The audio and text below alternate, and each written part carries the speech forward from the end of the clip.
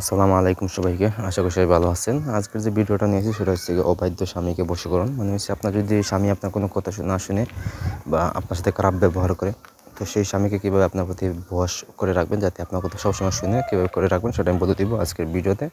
তাই ভিডিওটা প্রথম থেকে শেষ পর্যন্ত দেখুন, তাহলে বুঝতে সুবিধা হবে।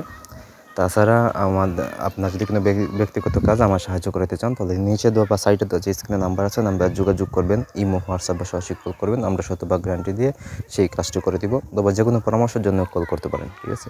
তোমার কথাগুলো এবং ভিডিওটা প্রথম থেকে শেষ পর্যন্ত দেখুন, তাহলে বুঝতে সুবিধা হবে। কীভাবে কাজ করবেন নিজেরা সেটা আমি বলে দেবো, ঠিক আছে? এই যে নকশা দেখতে পাচ্ছেন, এই নকশার সাহায্যে কাজটি করতে হবে। নকশাটা তৈরি করেছে যেই স্বামী আছে, স্বামীর পরিষ্কার একটু কাপড় আনবেন। কাপড় এনে ওই পরে আপনি মোট 2টা নকশা তৈরি করবেন। নকশার ঠিক নিচে দিবেন হচ্ছে গিয়ে স্বামীর নাম, তার বাবার নাম, এর নিচে দিবেন হচ্ছে গিয়ে বা সাইডে দিবেন আপনার নাম, আপনার বাবার নাম দিবেন, ঠিক আছে? দিয়ে ওটা আপনি মঙ্গলবারে তৈরি করবেন। তো তৈরি হয়ে গেলে আপনি করবেন কি, পাক পবিত্র হয়ে তৈরি করবেন। পশ্চিম দিকে মুখ করে বসে ঘরের এক কোনায় বসে লিখবেন। লেখার পরে আপনি স্বামী যেখানে ঘুমায় বা শুয়ে থাকে সেই তুষকের নিচে আপনি একটা তাবিজ সুন্দর করে রেখে দিবেন, ঠিক আছে?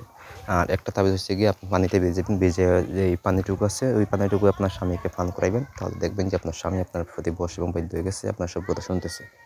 তো যখন পানি পান করা হয়ে যাবে, তখন যে আপনার কাছে যে একটা এই তাবিজ থাকবে, ওইটা আপনি তুলে যদি পারেন আপনার সঙ্গে ব্যবহার করবেন, অথবা হচ্ছে আপনি পুকুরে ফেলে দেবেন, ঠিক আছে?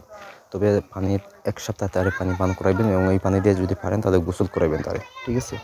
তো এই হলো আজকের ভিডিও। ধন্যবাদ সবাইকে। সুস্থ থাকুন।